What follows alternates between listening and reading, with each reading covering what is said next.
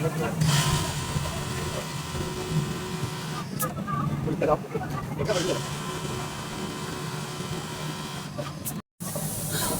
Guys, আসসালামু আলাইকুম। কেমন আছেন সবাই?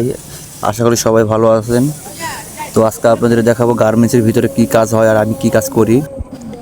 এই যে একটা বডি হ্যাম করতেছি। এটা আসলে প্রসেসের নাম হচ্ছে কি বডি হ্যাম। আমরা গেঞ্জির বা টি শার্টের নিচে যে অংশটা আছে সেলাই করা, সেটাকে গার্মেন্টসের ভাষায় বডি হ্যাম বলে।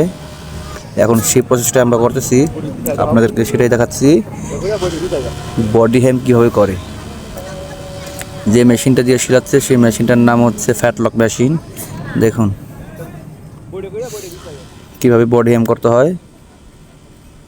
আমরা বডি হ্যাম করতেছি ফ্যাটলক মেশিনটা দিয়ে। দেখুন বডিটা কত সুন্দর ফ্ল্যাট হয়েছে, কত সুন্দর। এই যে সেলাইটা দেখতেছেন, এই সেলাইটার নাম হচ্ছে গিয়া হ্যাম। নিচে বডি হ্যাম শেষ করার পর আমরা স্লিভ হ্যাম করি।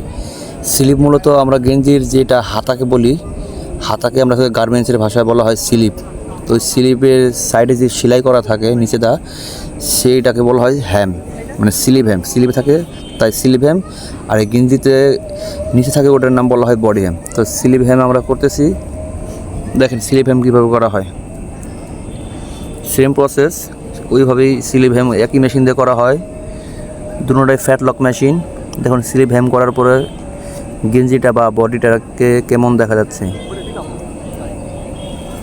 আসলে আমরা গার্মেন্টসের কাজটাকে অনেক কষ্ট মনে করলেও এতটা কষ্ট না, এতটা কঠিনও না, সব কিছু সহজ। দেখুন এই যে গেঞ্জিটাকে বা বডিটাকে পুরোটা বিছানোর পর বডিটা কত সুন্দর লাগতেছে। এই যে এই প্রসেসটাকে নাম গলাটাকে বলা হয়, এটা হচ্ছে গলা। এই গলাটার গার্মেন্টসের ভাষায় বলা হয় নেক। আর এইটা আমরা যেটা এখন সেলাই করলাম সেটা হচ্ছে স্লিভ হ্যাম। আর আগে যেটা সেলাই করেছিলাম এই যে বডি হ্যাম, নিচে দেখেন কত সুন্দর। এই প্রসেসটার নাম হচ্ছে বডি হ্যাম।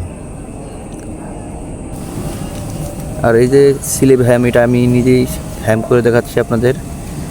স্লিভ হ্যাম কীভাবে করতে হয়। স্লিভ হ্যাম করতেছি। দেখুন হ্যাম করার পর স্লিভটা কত সুন্দর, অনেক সুন্দর, বডিটাকে অনেক সুন্দর দেখাচ্ছে, স্লিভটা অনেক সুন্দর হয়েছে।